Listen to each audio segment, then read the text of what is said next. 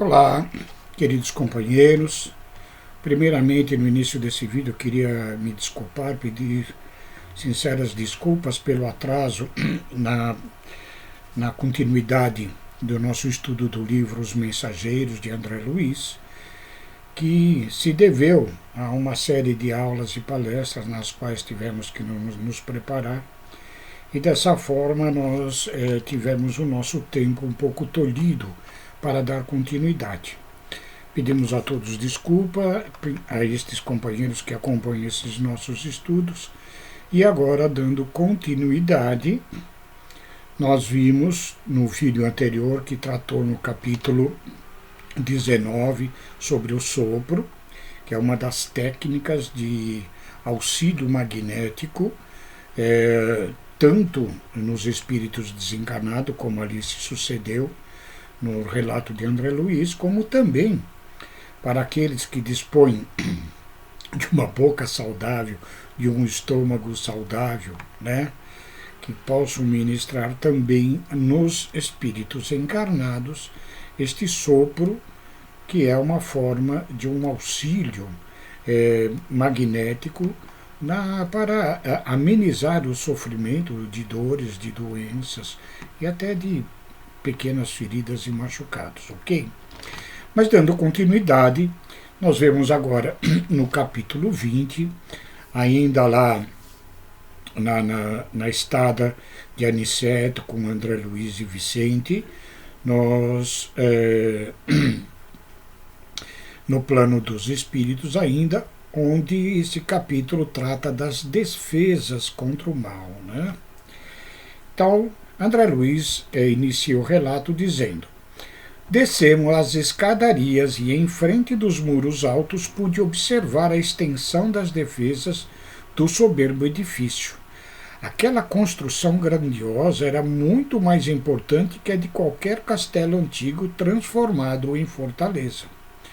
Novamente, no exterior podia detalhar a visão panorâmica com mais exatidão. Reconheci agora que entráramos por um baluarte avançado. Identificando a imponência da construção majestosa, apresentavam-se-me as linhas gerais com nitidez. Impressionavam-me, sobretudo, as fortificações. Nós não podemos esquecer que esta mansão de socorro ela se encontra em meio às trevas, em meio ao umbral, né, onde ainda espíritos muito ignorantes ainda das verdades divinas, do amor divino, né, ainda desejosos de vingança, muitas vezes, de espíritos recém-desencarnados que são acolhidos nessas casas de socorro, né? Muitas vezes eles fazem ataques em bando, tentando subtrair essas almas, esses espíritos, do socorro que lhes é devido. Eles, por sua vez, como nós vamos ver, vimos já em Nosso Lar, e vamos ver nessa obra e em outras de André Luiz, que Deus não desampara e não desabriga nenhum de seus filhos, mas que cada um terá o devido socorro no momento necessário, porque nós sabemos que para efetivamente ajudarmos alguém é necessário que esse alguém deseje ser ajudado, né? Questões de livre-arbítrio. Continuando, impressionavam, diz André Luiz, sobretudo as fortificações. Vi a torre de mensagem, consagrada por certo ao serviço de resistência, o baluarte agudo elevando-se acima dos fossos que deixavam transbordar água corrente, a torre de vigia esbelta e alterosa. Observei o caminho da ronda, a cisterna, as seteiras e em seguida as paliçadas e barbacãs. Refletindo na complexidade de todo aquele aparelhamento defensivo, pergunto, e as armas? Identificava-lhes a presença na maquinaria instalada ao longo dos muros. Copiando os pequenos canhões conhecidos na terra, entretanto vi com emoção no cume da torre da vigia a enorme bandeira de paz, muito alva, tremulando ao vento como um largo penacho de neve. André Luiz diz aqui, lá, que pequenos canhões copiando os da Terra. É o contrário. Tá? Nós já temos visto que na Terra nós temos as cópias, ainda que imperfeitas ou em escala bem menores, das coisas que acontecem no mundo real, que é o mundo dos espíritos, ok?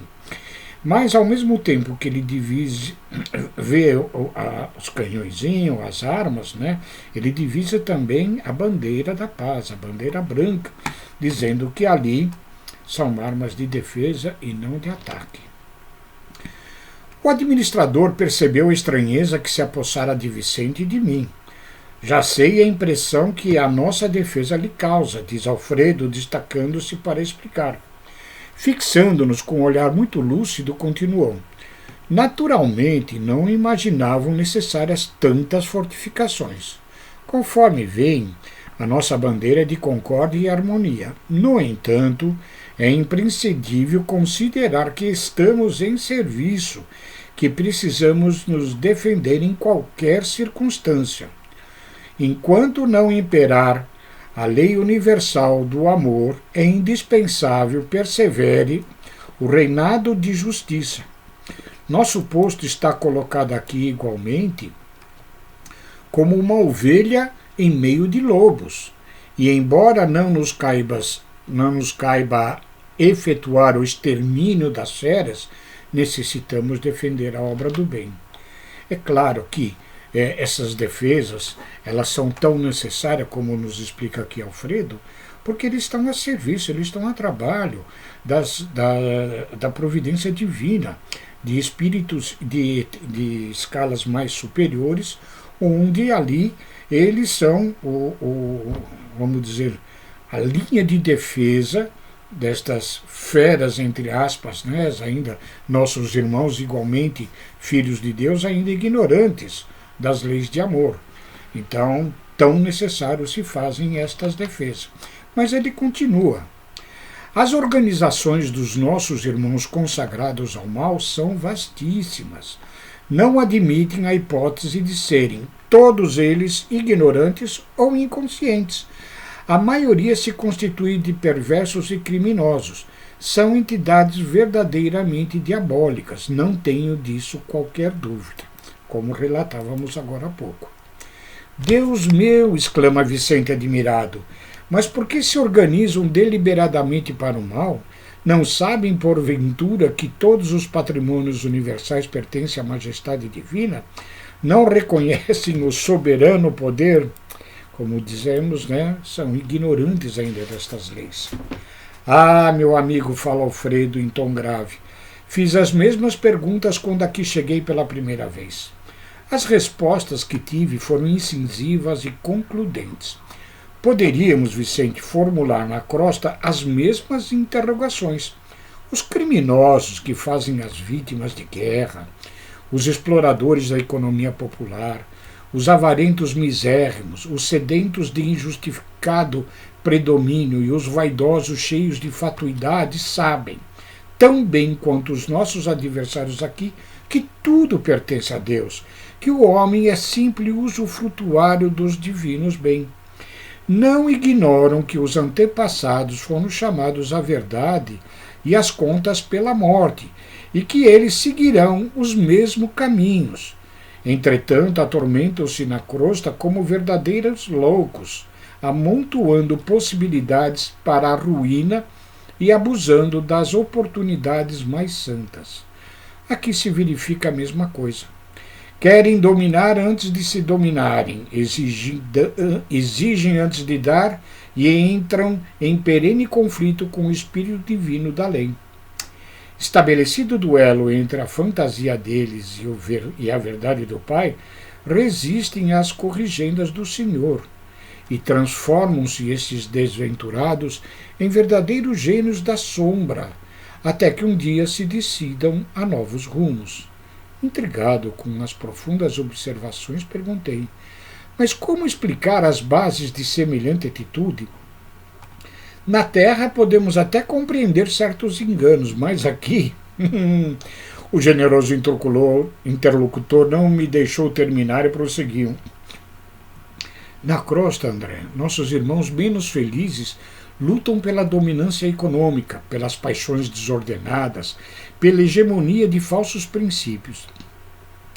Nestas zonas imediatas à mente terrestre, temos tudo isso em identidade de condições. Entre as entidades perversas e ignorâncias, há cooperativas para o mal, sistemas econômicos de natureza ainda feudalistas, baixa exploração de certas forças da natureza, vaidades tirânicas, difusão de mentiras, escravização dos que se enfraquecem pela invigilância, doloroso cativeiro dos espíritos falidos e imprevidentes, paixões talvez mais desordenadas que as da terra, inquietações sentimentais, terríveis desequilíbrios da mente, angustiosos desvios do sentimento. Ou seja, tudo isso é exatamente a questão da ignorância do Evangelho de Jesus e das leis divinas, das leis de causa e efeito, que tanto agem sobre todos nós no nosso processo evolutivo. Ali, quando ele fala de irmãos que se desequilibraram e por invigilância própria, são dominados por essas entidades que muitas vezes nós denominamos como chefes de falanges, essas falanges destinadas à obsessão de diversos espíritos, né? Mais adiante no livro Libertação nós vamos ver casos específicos desta natureza que se dá no plano dos espíritos. Mas continuando, André pergunta, mas e as armas, acaso são utilizadas? Como não, disse Alfredo pressuroso. Não temos balas de aço aqui, mas temos projéteis elétricos. Naturalmente a ninguém atacaremos, nossa tarefa é de socorro e não de extermínio. No entanto, aduzi sob forte pressão, qual o efeito destes projéteis elétricos? Mas apenas assustam? Interroguei.